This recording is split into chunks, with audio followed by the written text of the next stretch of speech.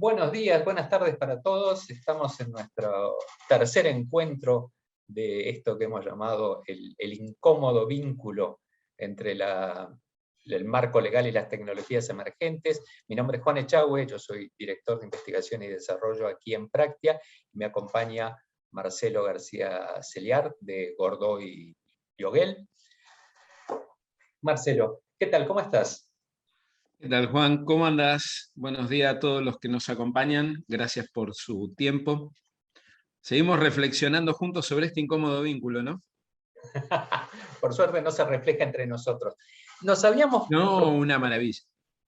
Nos habíamos propuesto la vez pasada hablar sobre Copilot, que más o menos te quiero hacer una introducción, pero en verdad, la vez pasada yo te había leído, en la parte de nuestra charla, te había leído un texto que había generado con GPT-3, que es la tecnología que está atrás de Copilot. Había generado un texto que hablaba de cosas legales, porque había introducido cosas que vos habías hablado, y te tengo que confesar que un poco me resultó divertido ver cómo reaccionabas ahí, tipo, ¿de qué me habla esta máquina? Pero estuve buscando y hay muchísimos ejemplos donde tenemos GPT-3 y alguna de las construcciones sobre eso, hablándole en particular a la gente informática, más concretamente a los desarrolladores, digamos. Lo que se hizo a partir de eso es una aplicación que se llama Codex, que la desarrolló OpenAI, que lo que hace es una versión ultra sofisticada del autocompletar del teléfono celular. Vos pones hola y te pone hola quién, ese tipo de cosas, o te cambia las palabras por cosas así, y lo que hay es, desde hace mucho tiempo, cuando desarrollamos software, hay mecanismos de autocompletar. Si uno empieza a poner el nombre de la variable, se lo completa con una variable que existe y ese tipo de cosas, y lo llevaron un par de órdenes de magnitud por encima, en un sistema que se llama Codex, que es el que utiliza Copilot, y que hace exactamente lo que decíamos de la prueba que hicimos contigo de cuanto a términos legales, en términos de desarrollo de software. Yo, para empezar con eso te quiero compartir un video donde hay una demo. Es una persona que participó en un hackathon usando Codex, y tuvo la prudencia de hacer un video de 2 minutos mostrando cómo lo hace y qué fue lo que construyó. La persona dice que demoró un día en construir esto y lo muestra como una pruebita de una hackathon. Yo diría que miremoslo y después reflexionamos y arrancamos. Dale. Vamos a ver. Este es el incómodo vínculo de la tecnología con sí misma, lo que vamos a ver. Y una de las frases que nos deja esto es eso, justamente, ¿no? Lo estás viendo. Estoy compartiendo la pantalla, ¿no? ¿La gente me ve? Sol. Sí, Juan, perfecto. Se ve bien, ¿eh? Ok, ahí vamos. Hey, this is Andrew, and this is my application for the hackathon. I call it CodeVox, and it's a voice and natural language code creation tool. I think I went a little bit far. It works with both Python and JavaScript right now. We could add other languages. It gives you assistance, it writes code, and it will run a terminal to output the code to see if it actually works, which is very helpful. Let's start off here by trying it with some JavaScript. Create a list of 10 superheroes and print one of them to the console. Okay, so that should create a function for us. And there we go. It's going to use random. Let's see if this works. And Batman, Spider-Man, Superman. So it did what we asked it to. Let me clear this. Let's try something else. Ask the user for an input and then tell them if it's a leap year. And also, by the way, if you want to, you can actually download your code and it will output it into a text file with the little prefix for Python or JavaScript. Let's see, we've got code here. Let's see if this runs. Let's go run the code, and we got it boxed. So let's try 2023. Not a leap year. And let's do something, this is kind of fun. Let's clear this. Import turtle and draw a triangle. My favorite thing is getting it to do like full apps. So let's see if this works. Let's run that. And there we have turtle running, and it just drew a triangle. Last, let's just show how it could create something sort of functional. create a Flask server with a route called ninjas.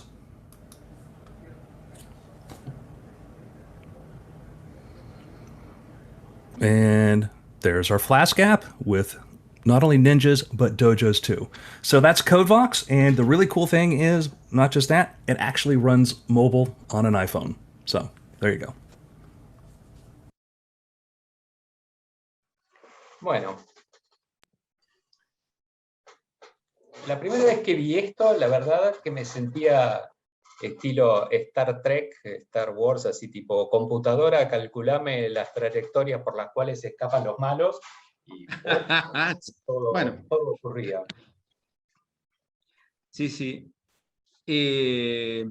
Me parece que, a ver, así como era un desafío ver que uno estaba compitiendo con una máquina en nuestra última charla, haciendo referencia al ejemplo que vos trajiste, uno dice, bueno, ¿qué es lo que esta máquina dice o hace? Bueno, pero hace un montón. Hace un montón. Y esto va, fíjate vos, es un tema que yo creo que ya lo comentamos en alguna reunión anterior, y a mí me parece que el derecho no solo no lo está viendo, sino que no lo está entendiendo.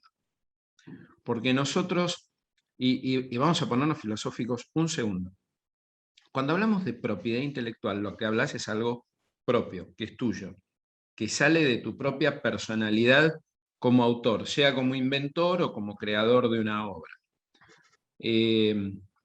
Tema que después de alguna forma vamos a retomar más adelante en la charla cuando hablemos de invenciones por inteligencia artificial.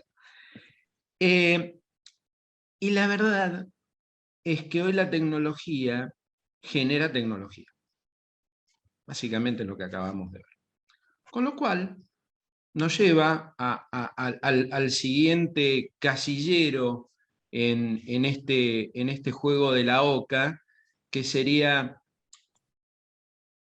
¿acaso no el concepto de propiedad intelectual o propiedad industrial no está hoy bajo tensión y en realidad lo que los tradicionales titulares de derechos miraban no tienen que estar mirando otra cosa? La primera respuesta es sí, y esto pasa un montón. Esto ya es un concepto que vimos en su momento cuando hablamos de software de open source, y ahora lo retomamos con esto. El concepto de autoría de obra va a entrar aceleradamente, no digo en crisis, pero en tensión contra la realidad. Entonces, el autor antes era no solamente un centro de atribución de derechos, sino también era como una suerte de hub donde tenías no solamente los derechos, sino también las obligaciones. Y el tema es, ¿quién pasa a responder por toda la cadena, desde la creación hasta la aplicación? Y creo que esto hoy pasa a ser la riqueza del debate y donde hoy hay que poner el ojo. Yo creo que los derechos van a ser, vamos a ir una especie, en el término de derechos, que para mí es lo más fácil de resolver, vas a escuchar, los más audaces van a decir, esto va a ser objeto de un derecho sui generis, y de hecho ya hay voces que dicen que los sistemas de inteligencia artificial tendrían que ser titulares de derechos, que son los que crean cosas, lo cual me parece una insigne huevada, porque al día de hoy, básicamente el derecho está pensado en escala humana. Los titulares de derechos y los que responden por las obligaciones y los incumplimientos son seres humanos. Todavía hoy estamos acá. Entonces es muy difícil de implementar. Es como pretender que el mono que sacó la selfie es el titular de la foto. Eso hoy no es viable. Queda romántico, anda muy bien en ciencia ficción, no tiene una bajada concreta. Con lo cual... Pero una pregunta. ¿Y las organizaciones no hacemos eso ya mismo con las organizaciones? Bueno, pero, gran punto, gran punto. Te adelantaste un pasito, pero íbamos hacia ahí. No, pero estuvo perfecto, estuvo perfecto. Exactamente, terminás colocando a un a una ficción jurídica basada en seres humanos, que es la organización.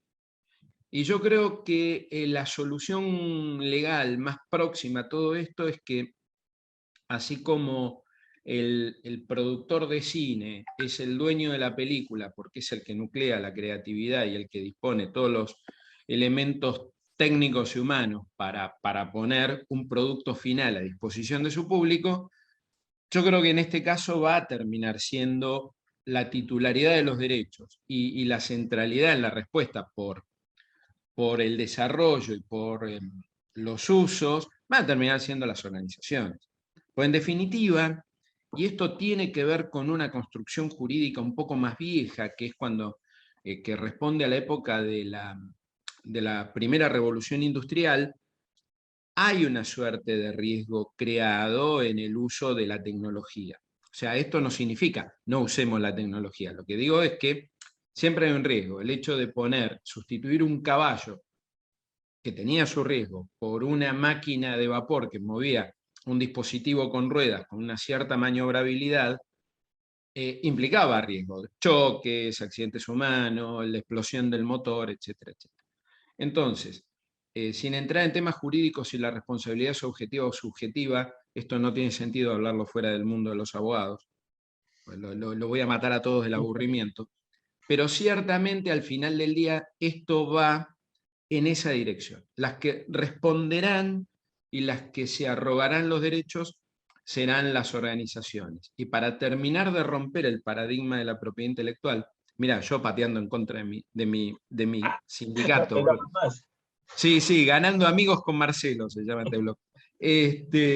Yo creo que también, como vimos en algunas charlas anteriores, el concepto de propiedad también va a ir mutando hacia una lógica de justamente mayor valor de los secretos industriales. ¿Cómo fue que desarrollaste la lógica? ¿Qué información tuviste en cuenta para desarrollar esto? ¿Cómo contextualizaste? ¿Cómo trabajaste este tema?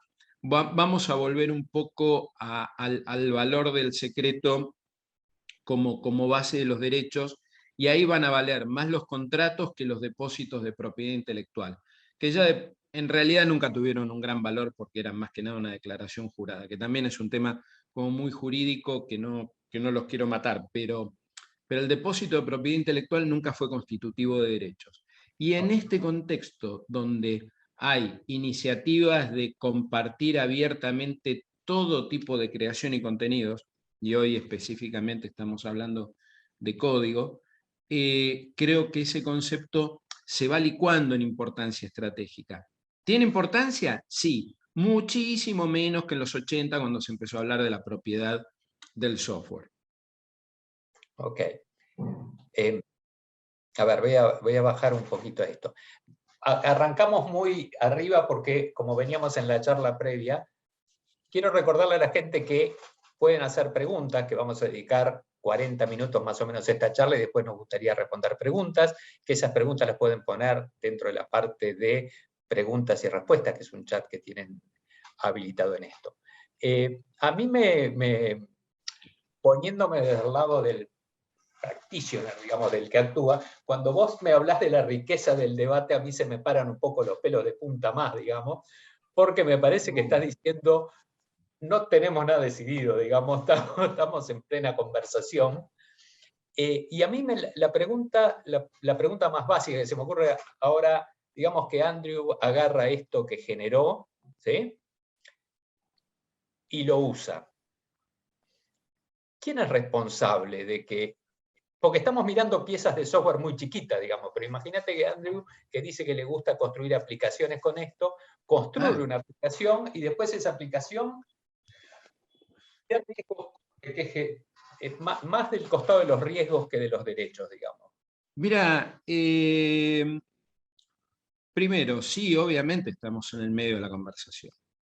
Y creo que es una conversación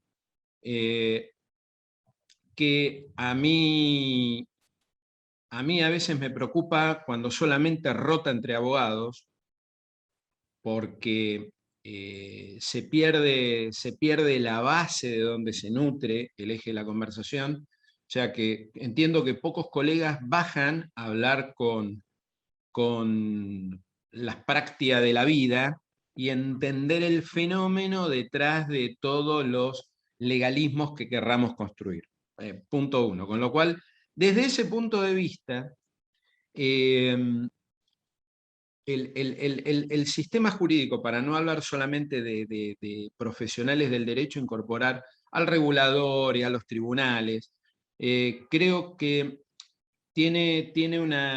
discute estos temas con poco anclaje y con poca gana de hurgar en la realidad, yendo más allá de la lectura de términos y condiciones, algún ejemplo académico, sino ir a la dinámica.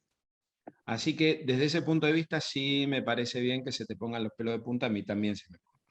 O sea, habiendo dicho esto, gente, no dejen de usar nuevas tecnologías, porque acá el derecho, todo lo que sean derivaciones legales y jurídicas del uso de la tecnología, tiene mucho que ver con el viejo derecho de los comerciantes de la Edad Media, que es cuando se gesta realmente el derecho comercial, que es un derecho basado en la práctica, donde después el sector legal lo transforma en normas, lo procesa en pronunciamientos a través de sentencias. Es un derecho construido desde la práctica, donde después el mundo del derecho lo procesa y lo transforma en eventualmente regulaciones, fallos, opiniones legales, etcétera, etcétera. Pero no dejen de construir y actuar, por favor. Que no sea esta charla un bloqueante, al revés, que sea un estímulo.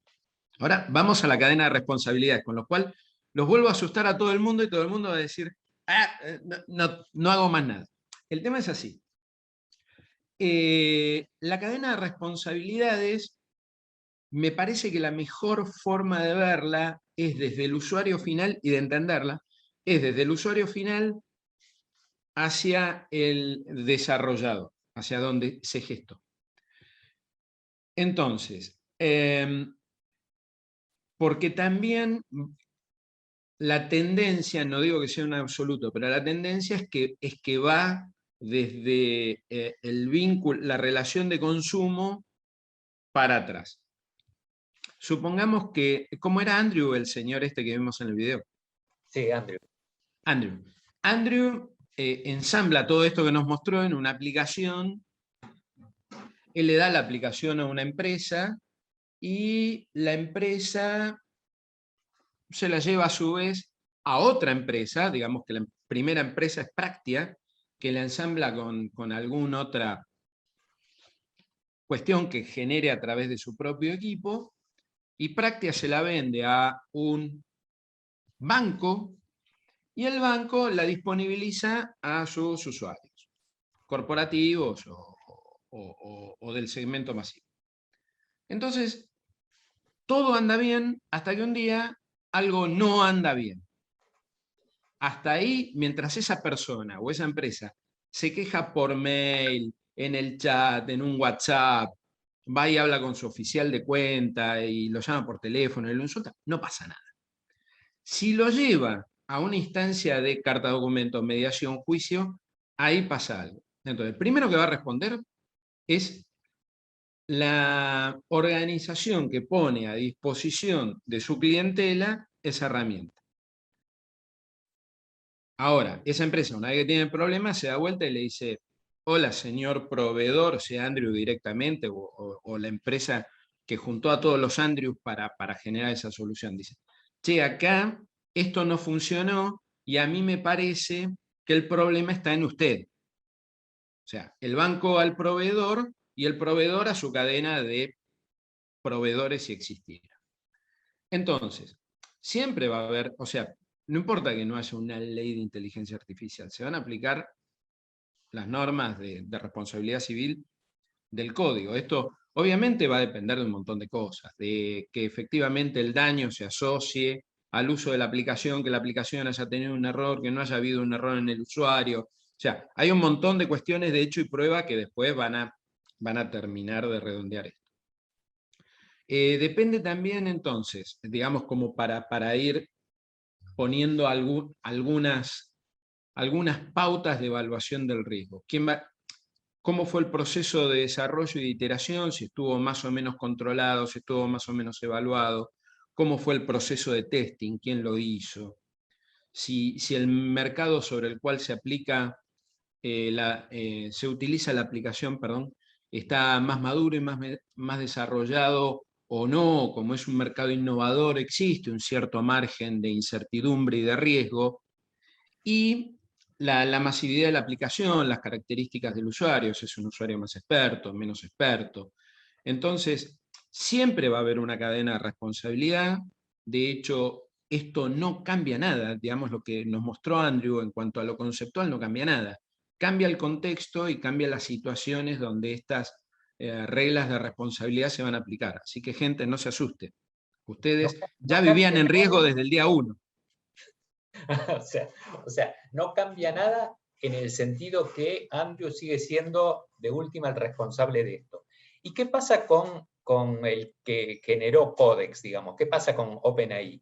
Andrew se puede dar vuelta y decir, che, pero esto me lo generaste vos con él. Ahí es una buena pregunta, porque efectivamente, y ahora vamos por eso digo, en la cadena de proveedores, OpenAI o no sé, cualquier otro repositorio abierto de código de algoritmos o de modelos de datos, van a estar en la base, son los proveedores del insumo básico. Habiendo dicho esto, volvemos un poco a lo que comentábamos cuando hablábamos de licencias open source. Cuando uno genera una cuenta para utilizar este tipo de soluciones o de repositorios, hay términos y condiciones de uso de mayor o menor complejidad en la lectura. ¿Cuál es la tendencia? Sí, acepto, porque uno tiene más apuro en usar que en leer y en detallar. Y la verdad, si bien se recomienda siempre una lectura atenta, ya sabemos lo que va a decir. O sea, y yo hoy estaba viendo el documento, digamos, todo el documento contractual que habilita el uso de GitHub. O sea, primero no es un documento, sino que son varios. El documento es un documento extenso. O sea, lo volví a abrir solamente para revalidar algunas cosas que yo ya tenía en la cabeza por algunas consultas que ya había recibido, y digo, vamos a ver si lo que tengo en la cabeza no es, el recuerdo es acertado o no. Era acertado. Lo primero que te dice en este caso GitHub es, ojo, y esto lo pone por fuera del documento, ya en el anuncio o en la explicación de las características que tiene como es Copilot y sus aplicaciones, dice, esto no es perfecto, usted lo tiene que testear, como decía Tuzam, puede fallar, lee atentamente, léase atentamente antes de usar. Y es más, y para que el ecosistema funcione, usted sigue siendo el titular de los derechos, pero usted nos tiene que dar derechos a nosotros. Con lo cual, en algún lado, inclusive estas tecnologías tan disruptivas que hacen a una comunidad de uso abierto, no se desconectan del todo de la propiedad intelectual. O sea, volvemos un poco a las primeras reflexiones. Con lo cual, usted me está dando derechos que yo voy a usar, porque además tiene que ver con el funcionamiento de este ecosistema. Y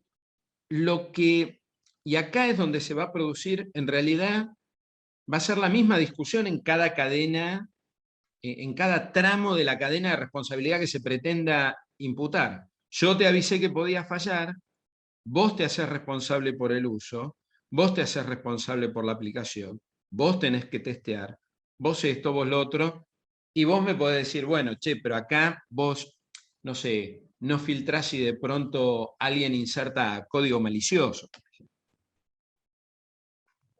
No, bueno, pero yo no me hago responsable de lo que ustedes suben. Yo soy un marketplace de código. Yo soy un marketplace de set de datos. Yo disponibilizo una plataforma donde los que transaccionan son los que suben información y bajan información. Yo nada, yo administro. Y este es un tema que es parte de la discusión. ¿Dónde empieza y dónde termina la responsabilidad del que administra un marketplace?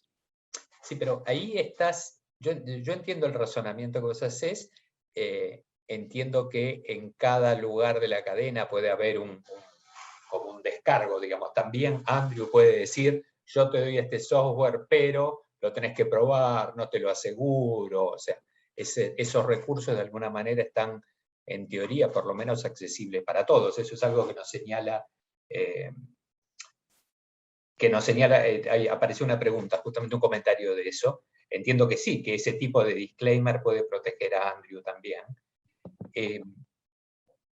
Pero no es...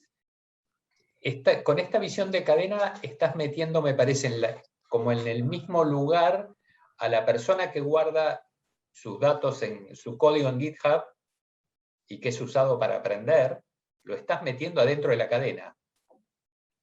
Eso es una cuestión de... No, a ver, sí lo estoy metiendo dentro de la cadena como una posibilidad teórica. Esto no significa que esté en una zona de riesgo inmediatamente. Porque no, acá... porque yo lo quería conversar aparte, nada más que por eso. Pero vos acá lo estás metiendo. Sí, me parece que es importante que hagamos por ahí un doble clic sobre ese aspecto en el momento que vos consideres que la charla va para ahí, porque sí, es una posibilidad teórica. Lo que pasa que acá, digamos, esto un poco también después por ahí, vos decime cuándo querés que empecemos a contestar comentarios, porque veo que empiezan a aparecer. Entonces, vos quieras. no, por ahí los podemos responder en el momento, porque si no, volver para atrás, después por ahí se pierde el momentum y se pierde el sentido.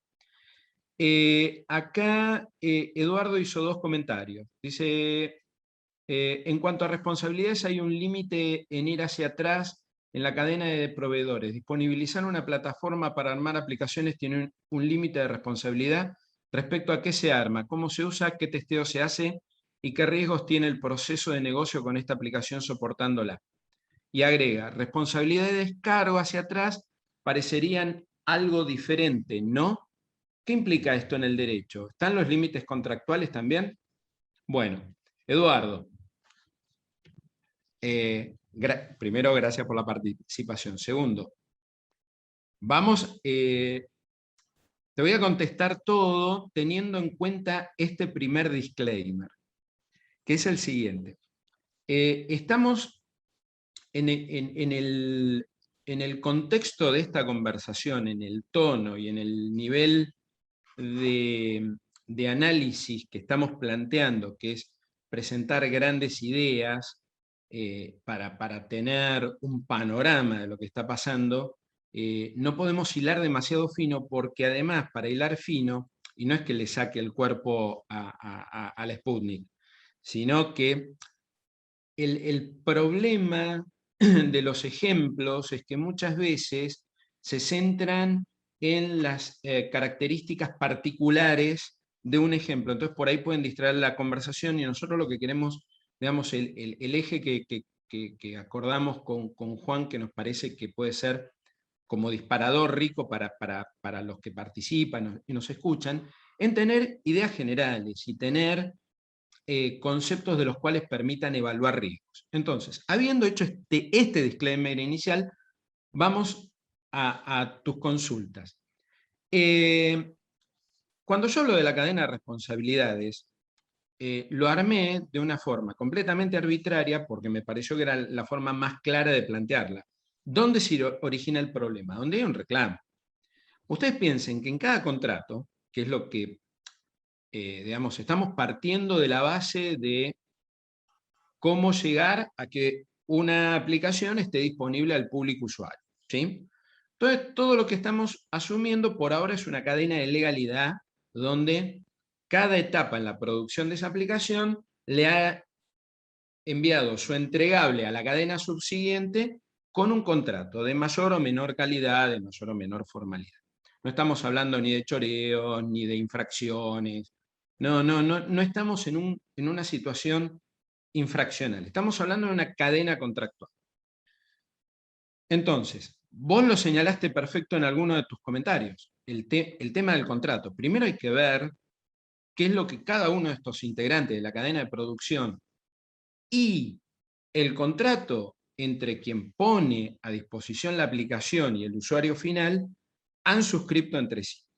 Esto es lo primero. ¿Cómo es la cadena contractual y quién asume qué riesgo, qué responsabilidad, qué obligaciones frente al que sigue? Punto 1. Punto 2. A ver, para que antes que se me vaya la idea. Ah, sí, perfecto. Después, vos primero entonces, derechos y obligaciones asumidos por cada parte a lo largo de la cadena contractual. Segundo, ¿dónde se origina el conflicto? El usuario por ahí está usando una aplicación con alguna falla de seguridad, con alguna falla de funcionamiento y nunca la detecta porque nunca realiza la operación que gatilla la aparición de la falla. Esto puede surgir en un test de calidad intermedio. Práctica le pidió a Andrew algo, Práctica lo ve y dice, che, Andrew, me estás dando algo que no funciona. Y el cliente de Práctica nunca lo vio y el cliente del cliente de Práctica nunca lo vio. ¿Por qué? Porque lo detectó Práctica. Entonces, depende dónde surge el problema, a renglón seguido hay que ver si ese problema genera o no responsabilidad, dependiendo de la entidad del problema, y según el contrato, ¿quién debía hacer cargo del problema? Porque yo ahora puedo invertir un poco o girar el cubo de Rubik y mostrar otra faceta del inconveniente y decir, ¿y qué pasa si yo en las especificaciones técnicas me equivoqué? ¿Y qué pasa si yo en la base de conocimiento que te di para que la aplicación aprenda, te di información de menos? Por ejemplo, GPT-3, estaba leyendo por ahí que reconoce el lenguaje en base a una base de 500.000 millones de términos. Supongamos que lo que estamos desarrollando es algo más acotado, es un sistema que permite leer contratos y detectar contingencias basadas en impuestos. Y yo no te di toda la terminología impositiva y contractual necesaria para que el algoritmo reconozca. O, peor aún, habiéndolo hecho bien en un momento, no asumí la obligación de actualizar. O quien debe actualizar es un tercero.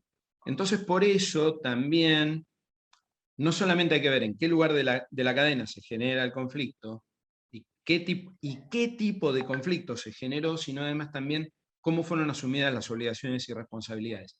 Y después, no sé si entendí bien la pregunta, en todo caso después me dirás, pero donde dice responsabilidad y descargo parecerían algo diferente.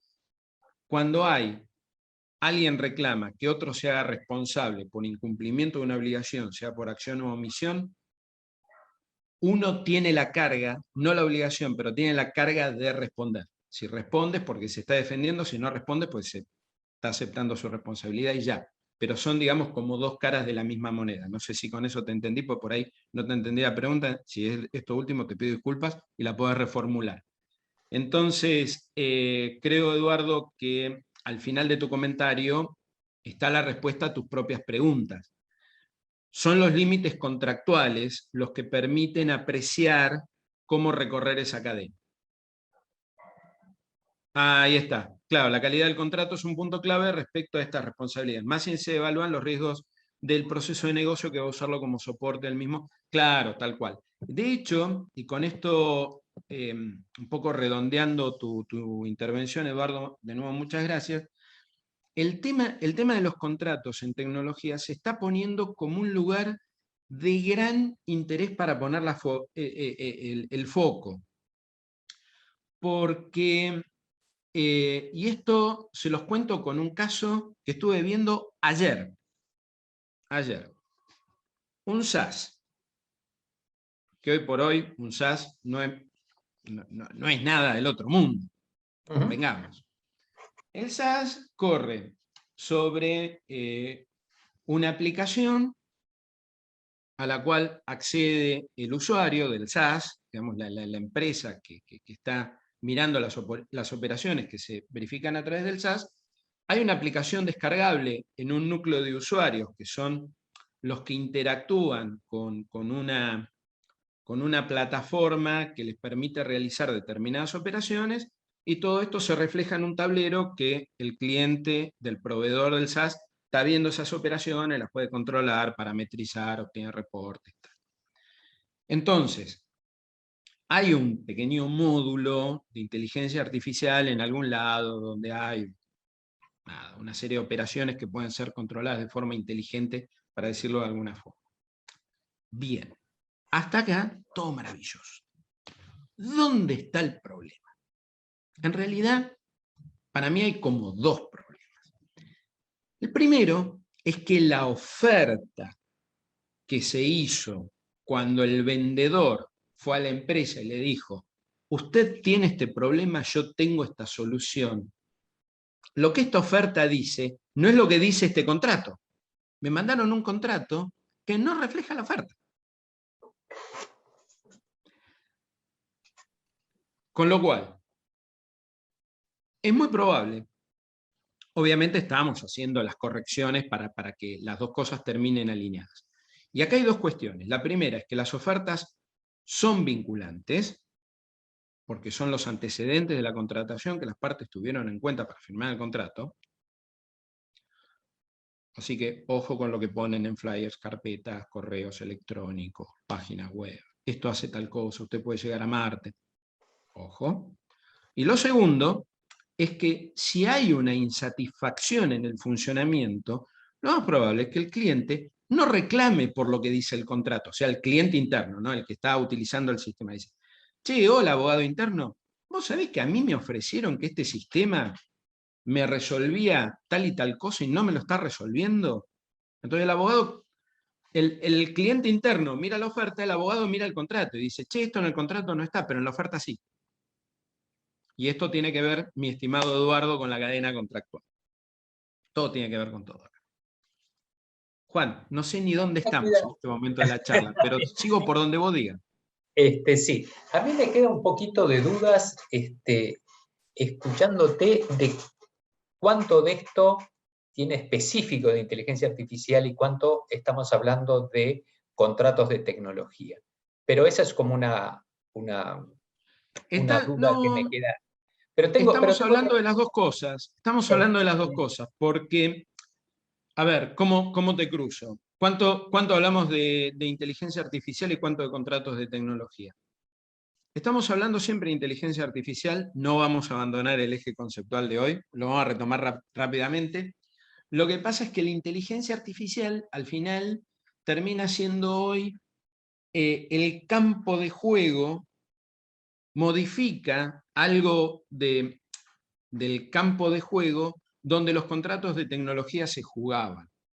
Entonces, vos ahora tenés, es como si yo te dijera, en la década del 60, vos atacabas con 5 jugadores que se disponían de una forma, y hoy en realidad tenés estas formaciones que parecen números de teléfono, 4-3-3, 4-3-2-1, y la pelota se juega de otra forma, y tenemos ahora el ojo de halcón. ¿Y qué hacemos con el reglamento de fútbol? ¿Sigue siendo aquel que aplicaba la Bruna o es un reglamento de fútbol que te tiene que contemplar a los Messi y a los Neymar de la vida? Y esto es lo que estamos hablando, que a veces los modelos contractuales y la forma en la cual se conceptualiza un contrato poco tiene que ver con lo que pasa en el campo de juego.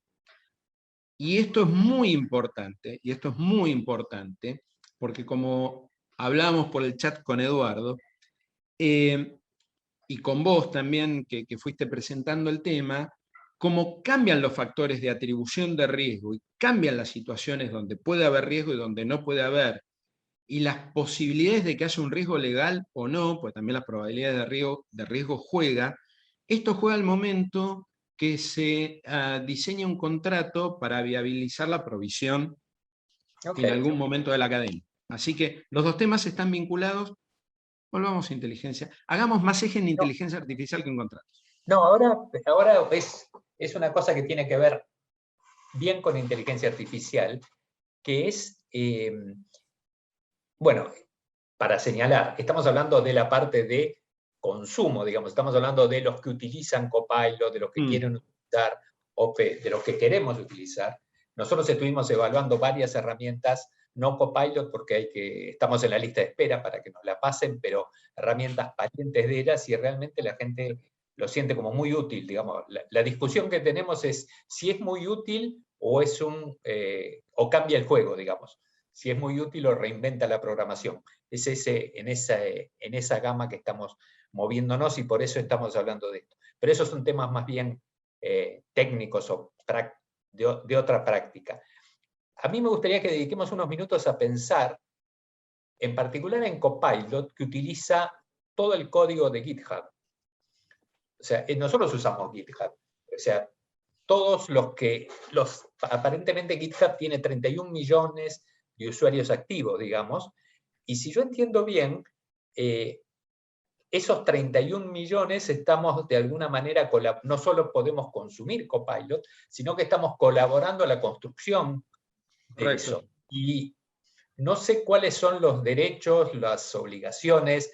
La Fundación de Software Libre declaró que era unjust, o sea que era injusto, digamos, la utilización de todo ese código, y he hecho un llamado para que la gente haga ensayos y se evalúe cuál es la situación, digamos. En algunos diarios lo tradujeron como ilegal. En verdad yo estuve mirando el documento. No es ilegal. Puede ser, claro, unjust, unfair, otras cosas, pero no illegal. Ok, supongamos que no es illegal. No es ¿Cómo illegal. es la relación esa entre una empresa que toma porque de alguna manera cuando damos un like en Facebook, yo porque soy viejo digo like en Facebook, estamos aportando información, pero acá el código uno lo considera como algo, puse mi cabeza, puse mi tiempo ahí, y ahora se está usando y... Bueno, es una... Bueno, pero vos fíjate que contestar a esto estamos volviendo a los contratos, porque es como vos te vinculás contractualmente. Esto es como vos te vinculás con el mundo. Claro, porque al final del día vos fíjate que vos estás contratando todo el tiempo. Está llegando, un contrato es un acuerdo de voluntades. Y esto que ya lo comentamos en alguna charla y que va a ser objeto de otras charlas, pues después vamos a anunciar la próxima, tiene todo que ver con esto. Vamos a algo no tecnológico para después entrar específicamente en tu pregunta. El contrato es el acuerdo de voluntades. Yo, Marcelo, me pongo de acuerdo con vos, Juan, en dar esta serie de charlas. ¿Cuál es mi obligación? Tener conectividad para conectarme al Zoom, tener una conectividad estable, para que haya una buena experiencia de la gente que nos acompaña, que no sienta que me congelo, que me friso, que me caigo, que desaparezco. Tener contenido, responder a las preguntas, entrar en horario. Tu obligación, Juan, es correr con la invitación al público y disponibilizar la sala del Zoom y después, no sé, subir esta charla a las redes de práctica. Hemos llegado a un acuerdo. ¿Y por qué hemos llegado al acuerdo? Porque ambos encontramos valioso ese acuerdo. Digamos, yo asumo que hoy voy a tener que trabajar más tiempo fuera de hora para dar esta charla, supongo que lo mismo te debe pasar a vos, pero creemos que es valioso porque, no sé, generamos contenido, generamos, le damos a la gente la oportunidad de reflexionar sobre determinados temas, creamos valor, o por lo menos eso creemos. No sé, encontramos en este trade-off un valor donde el resultado para cada una de las partes es superior a lo que ponemos en juego y a lo que nos obligamos. O sea, nos queda un beneficio de alguna característica, que no necesariamente es monetario. Basta con que yo diga, yo por alguna razón, cuanto más no sea por desesperación, yo, no sé, estoy ahorcado y resuelvo esta situación con este acuerdo. Lo importante es que alguien encontró un driver para la decisión que lo lleva a acordar en ciertos y determinados términos. Y esto es la base de la respuesta que te voy a dar ahora. Cuando el GitHub dejó de ser realmente una comunidad libre para ser algo que está administrado por una empresa, la empresa mueve el timón de ese barco, no drásticamente, porque las reglas de juego siguen siendo básicamente las mismas. Todo lo que se sube ahí, bajo determinadas condiciones, se puede usar, y la regla de juego es que yo también comparto lo que genero, básicamente es esto, pero el administrador del repositorio, como pasan las licencias de software libre, dice, pero hay condiciones. Y en última instancia, ¿qué es todo el que administra una licencia de estas características, un repositorio de estas características, lo que está haciendo es generar una red de inteligencia colectiva donde acelera sus propios procesos de producción y desarrollo. Por eso no hay nada ilegal, porque todos acceden voluntariamente a cumplir con esas reglas. Lo que pasa es que después vienen los, llamémosle, el descubrir qué es lo que pasa cuando estas reglas se ejecutan. Yo saqué un crédito UVA porque me pareció que me convenía. Después, cuando se pone extremadamente caro, me doy cuenta de que el negocio no es tal. Disculpen la metáfora o el ejemplo, que es un poco por ahí pedestre, pero bueno, tal vez sirve por la dramaticidad que tiene el tema de los créditos UVA. Quizás más doloroso que pedestre, digamos, sí. Sí, entonces lo que pasa es eso. Después, cuando uno descubre que en el caso de GitHub, o en el caso de Copilot, más específicamente, te dice, usted es el titular de los derechos, pero yo necesito estos derechos. Yo también necesito derechos. Porque esta es la lógica de tener un lugar como GitHub y tener algo como Copilot. Esto después por ahí termina descubriendo de que uno, si bien queda como propietario, no lo es tanto. Y que somos un grupo de 31 millones trabajando for free para un tercero que es el...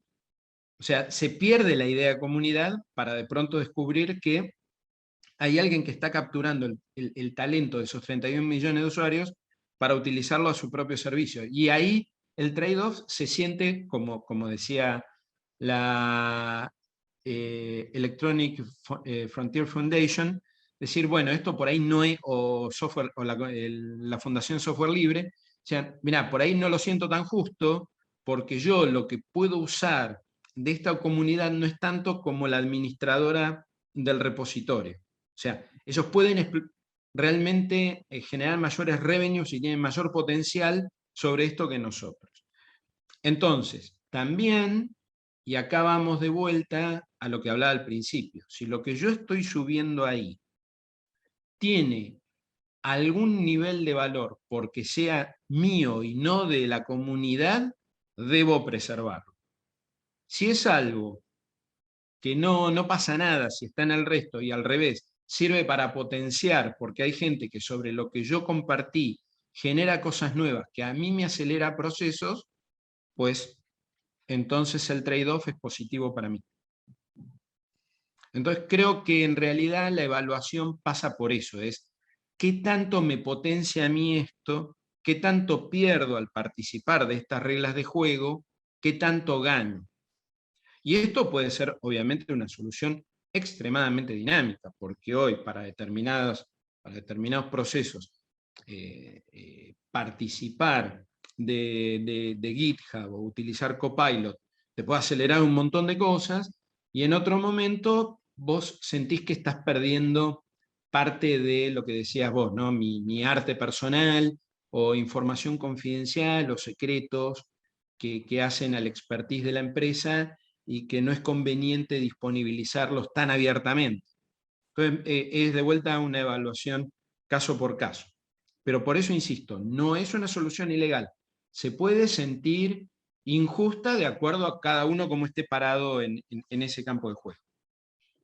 La visión es, tu visión ahí es individual, digamos, es del estilo, estas son las reglas de juego que se establecieron, no son tan diferentes a otras reglas de juego, es tu decisión si entras o no entras, digamos, es eso lo que sí. vos pensás. Yo creo que acá también hay un dato que para mí no es menor, que también tiene que ver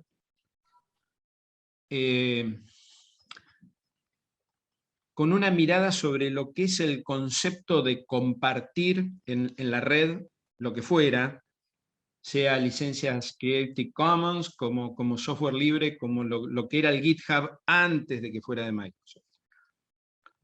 Hay sobre eso una mirada hasta básicamente diría que filosófica, que sostiene determinados modelos de negocios y otros modelos de negocios no. Recuerden que cuando aparece, esto lo vinculo mucho a software libre porque me parece que es un poco donde está la semilla de lo que hoy estamos discutiendo. En fines de los 80, si mal no recuerdo, la tensión entre software propietario y software libre era como casi un partido, digamos, era un River Boca, era esas cosas así como muy, muy opuestas. Después, bueno, el mercado de la tecnología va evolucionando y todo se va modificando y salieron temas como la necesidad de la interoperabilidad, las empresas que antes corrían con la policía por una infracción a derechos de propiedad intelectual empezaron también a trabajar con software libre, cambiaron los modelos de licenciamiento, etcétera, etcétera. Pero esto no quita de que en el fondo todos sigamos viendo a determinados jugadores con una cierta mirada, con un cierto sesgo, identificados dentro de una postura dentro del negocio, que son miradas que no terminan de irse. Entonces me parece que en el comentario de que GitHub y los términos de Copilot son injustos, hay algo de volver a aquellas viejas antinomias. Para mí, más allá de ese debate donde me parece que no lo veo como un debate productivo, yo creo que es un caso de autorreflexión. Vos tenés que ver si eso, en el andar de los procesos de tu negocio, te sirve o no te sirve para entrar, entendiendo cuáles son los riesgos de subir código ahí. Bárbaro. A ver, acá tenemos un montón de comentarios. A ver, ¿querés que los vayamos viendo antes de avanzar dale, un poquito más? Dale, nos quedan nos quedan pocos minutos, así que yo diría que dediquemos el tiempo que nos queda a responder a que comente sobre estas cosas que observan. Bien. Eventualmente, si no llegamos a contestar una pregunta, cosa que nos pasó en alguna charla anterior, después en algún momento, Práctica tiene los mails de ustedes, les mandamos Totalmente. las respuestas con los comentarios. Sí. Y si no llegamos hoy a hablar de Davus, Juan, lo dejamos para la próxima. Pero igual vamos a ver si le damos una pincelada, porque tiene mucho que ver con lo que hablamos hoy. Bueno, acá Eduardo dice, excelente pregunta, y la respuesta del cambio en el campo de juego para el uso de cómo tomar decisiones contractuales sobre ofertas en un know-how que no siempre está cerca del know-how del negocio. A ver, Eduardo, a ver si interpreto bien tu comentario. Es cierto que, y esto va directo a lo que hablamos en la primera y la segunda charla, los actores en el negocio de la tecnología no es uno de un lado, otro del otro, cliente-proveedor, sí, cliente-proveedor. Sino que dentro de cada organización hay una multiplicidad de actores. Está el sector de IT, que no necesariamente es un sector comercial, el sector comercial que no necesariamente entiende los fenómenos tecnológicos de lo que está vendiendo y promoviendo, porque no todas las empresas, no pensemos solamente en empresas como práctica, empresas de tecnología, como puede ser una fabricante de notebooks o dispositivos móviles, de ingeniería de campos de petróleo, de una empresa de telecomunicaciones, donde los sectores comerciales no necesariamente tienen toda la base de tecnología, y además ser alguien de tecnología tampoco es un tema cerrado, porque hay gente que maneja determinados aspectos de la tecnología y otros otra, no debemos olvidar. Entonces, alinear todo esto, son varios stakeholders que hay que poner en línea, como hay un contrato y un tema legal, como hay movimientos de plata, siempre hay temas impositivos. Entonces, es cierto, el arte es tener un líder de proyecto que conecte todos los saberes, los ponga en línea y los haga aptos para desarrollar el negocio, el que sea, y evaluar los riesgos. Porque nosotros hablamos de riesgos, pues están hablando con un abogado. Pero esto no significa que ustedes cada día que se suben a un negocio están a punto de chocar la calecita. Seguro que no. Lo que buscamos, como dijimos desde la primera charla, es generar ideas y despertar reflexiones para buscar la ruta más segura del negocio. No existe negocio sin riesgo, no siempre el riesgo es por el 100%. Es buscar la ruta más segura y la forma más segura de hacerlo. ¿Es una realidad nueva? Sí, efectivamente. Bueno, Esteban, todo el código en GitHub se usó para el entrenamiento de modelos que ahora permiten corregir errores, entre otros features. Desconozco si Copilot, que se habilita por lista de espera, traer una ganancia económica a GitHub. Esteban, buen comentario. No pensemos ganancia en términos de plata o criptomonedas. No pensemos en plata. A veces monetizar está en otro lado. A veces la monetización es indirecta. Si yo soy el administrador de un sitio tipo GitHub, donde tengo una comunidad de usuarios internacional, con un montón de gente que está subiendo y bajando código, y yo soy el que tiene la administración centralizada de eso, como decíamos hace un rato, es muy probable que mis propios procesos de producción y de aprendizaje, básicamente, se aceleren y yo tenga, yo que estoy mirando la consola de todo el juego completo, digo, che, mira, ¿sabes qué? Ahora voy a promover algo que tenga que ver con reconocimiento de imágenes, porque está bien, todos los que estén trabajando en ese concepto van a estar intercambiando código, ¿no? Voy a subir, voy a bajar, pero yo que tengo un negocio sobre eso voy a tener todo y lo voy a tener más rápido y no tengo que tener un equipo de desarrolladores, pues ya lo tengo. Y como yo puse la regla de juego, yo sé que puedo monetizar sobre eso. A eso me refería con el tema de beneficios, y era un poco el ejemplo que poníamos con Juan. A veces los beneficios de un acuerdo no pasan necesariamente por plata, aunque la gran mayoría, no sé si todos, pero por lo menos la gran mayoría en algún punto, pueden bajarse a beneficios económicos. Entre empresas, esto debería aclararse. Por ejemplo, si uso los modelos generados con información de la empresa A en un cliente B. Por principio te diría que sí. Yo creo que esto es central y de hecho he visto muchos contratos donde el set de datos utilizado para el aprendizaje o algunos elementos que sirven para construir el modelo, me dicen, esto vos no lo podés compartir con otro, pues es información confidencial mía. Así que, y esto es lo que digo de alinear saberes para construir un buen negocio. Si hay un elemento que es confidencial, hoy, más que las líneas de código, por todo lo que estuvimos charlando, son datos y elementos que permiten, e información que permite construir un modelo. Porque es ahí donde termina existiendo la diferenciación de productos por eficiencia, escalabilidad o lo que fuera. La decisión es cuánto aportás versus cuánto recibís. Sí, Miguel. Comentario de Miguel. En general, si vos ponés las piezas, pones disponibles piezas de código, el valor que aportás es relativo, ya que en muchos casos el valor está en la orquestación del servicio. Muy de acuerdo. Se habla de que Microsoft usaría Copilot para optimizar el desarrollo de low code, no code. Ese es un gran tema, low code, no code, sí, bien ahí. Pero entiendo que allí el aporte individual es bajo, por lo que termina impactado es el aporte incremental de miles de participantes, los que se nutren del aporte de otros. Sí, exacto, Miguel, coincido, es un gran resumen de lo que estuvimos hablando.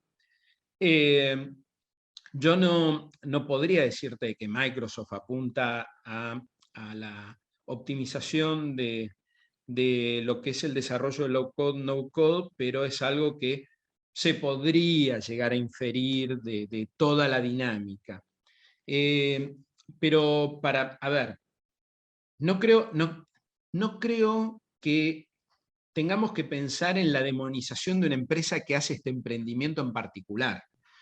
Yo creo que tiene que ver con una dinámica, porque hoy, viendo la foto en general, hay un montón de iniciativas administradas por consorcios de tecnología, por empresas individuales, por unidades académicas que dicen, generemos un espacio de compartir saber, como puede ser GitHub con la iniciativa de Copilot, porque nos sirve.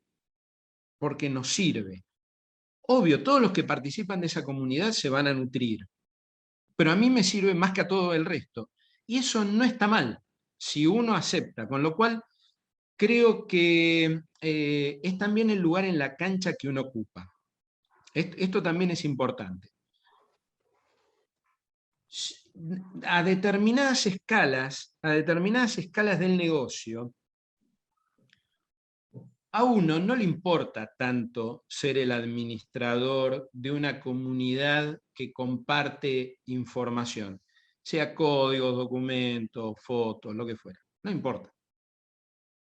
Uno por ahí lo que le importa, uno no tiene por qué ser el dueño de Instagram. A veces uno le basta ser el usuario que mira las fotos ajenas y sube las propias.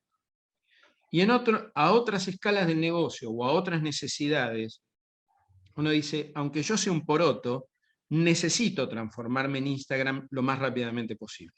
Entonces creo que eso también, por eso digo que es muy dinámico y muy caso por caso, y no hay una respuesta correcta o incorrecta, por lo menos de movida.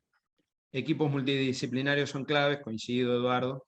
Miguel, complementando mi comentario anterior, creo que por más que Microsoft sea quien capture valor, probablemente mucho más que los desarrolladores, si no te subís, te perdés la oportunidad de mejorar tu productividad apalancándote en lo que desarrolla la comunidad. Totalmente. Por otro lado, hubo y hay inversión en desarrollo de Copilot que sirve a la comunidad.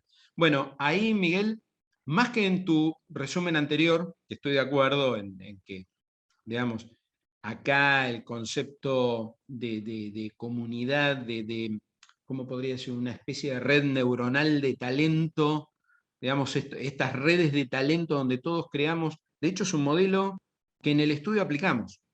Nosotros generamos archipiélagos de talento por caso.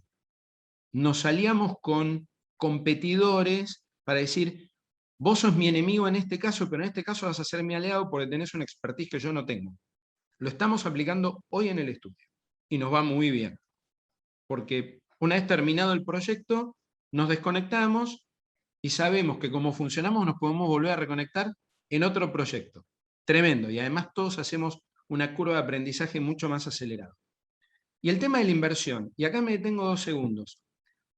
Esto va, no sé si se acuerdan que al principio decíamos, el concepto de propiedad intelectual ¿va a desaparecer? No, se mantiene como importante, porque de hecho todos estos repositorios, todos estos sistemas, todas estas organizaciones, todas estas comunidades se manejan sobre la base del concepto de licencia, que implica que alguien es propietario y alguien tiene el permiso del propietario para hacer algo. O sea, el concepto de propiedad sigue existiendo. Se tensiona, ¿por qué? Porque el concepto de propiedad se hace más laxo, porque para que estos mecanismos funcionen, uno tiene que dar más derechos de los que habitualmente uno hubiera dado. Modelo de licencia de software de la década del 80, para poner algo como rápidamente visible. Para los que vivían el siglo pasado y ya trabajaban, para los jóvenes por ahí no sé. no le representa nada. Habiendo dicho esto, ¿yo por qué hablaba de, por analogía, el productor de una película? Porque el productor tiene sus derechos porque invierte. Entonces tiene derecho a monetizar sobre esa inversión. Y creo que este es el camino sobre el cual vamos a avanzar. Y de hecho tiene mucho sentido de que si, en el caso puntual que mencionaba, Microsoft invierte para desarrollar esto, o invierte para mejorar lo que GitHub ya era, es lógico que tenga la aspiración de monetizar. Y entonces, ¿cómo te seduce a vos para que subas gratis algo? Bueno, porque podés compartir, sos socio del club, podés usar los quinchos, vas a la pileta y no te cobro nada. Pues yo soy el dueño del club y por ahí vendo por otro lado. Por ejemplo, hago casamientos en el club y cobro la locación, algo así. No sé si soy muy bueno haciendo ejemplos, ahora que lo pienso. Marcelo, sí, sos bueno haciendo ejemplos. Me parece que estas últimas reflexiones sirvieron un poco para cerrar, ubicando a cada actor, ubicando los diferentes actores en el territorio, digamos, ¿no? Diciendo cuál sería el rol del que maneja la comunidad, cuál es el rol del que aporta y recibe, y me quedo mucho con la imagen de estamos en el proceso de, digamos, hay que ver cómo avanza esto, cuánto valor aporta y cómo ese valor se va a distribuir. Y tengo que decir, sí, discúlpame, porque se nos acabó la hora hace rato. Está bien, no, muy cortito. Piensen esto, si ustedes van a estar esperando la ley o el fallo de la Corte Suprema que le ponga claridad a esto, no va a existir. Hay un descalce de tiempos que ya hemos mencionado en otras charlas. Sí, Juan. Sí, totalmente. Sí, eso estamos claros, por eso estamos hablando acá. Yo quiero agradecerte, Marcelo, tu tiempo, quiero agradecer a todos los que nos acompañaron, invitarlos porque la próxima vez vamos a hablar de algo que Marcelo me viene diciendo insistentemente desde hace semanas, que tenemos que hablar de smart contracts. Vamos a hablar de los contratos inteligentes y del lugar que tiene todo eso desde el punto de vista tecnológico y desde el punto de vista de la relación. De mi parte, agradecer, Marcelo, te dejo para que cierres. Sí, gente, les debemos el comentario del caso Davus, que hubiera cerrado todo lo que estamos hablando hoy, invenciones por inteligencia artificial. Queda para la próxima Okay. Vamos a hacer smart contracts también. Y Juan, un placer como siempre, me encanta cómo llevas los temas y los temas que proponés. Me parecen todos geniales, lástima que los comento yo. Esa es la parte buena. Gente, Marcelo, muchísimas gracias. Nos vemos en esta reunión en un mes. Un abrazo. Gracias.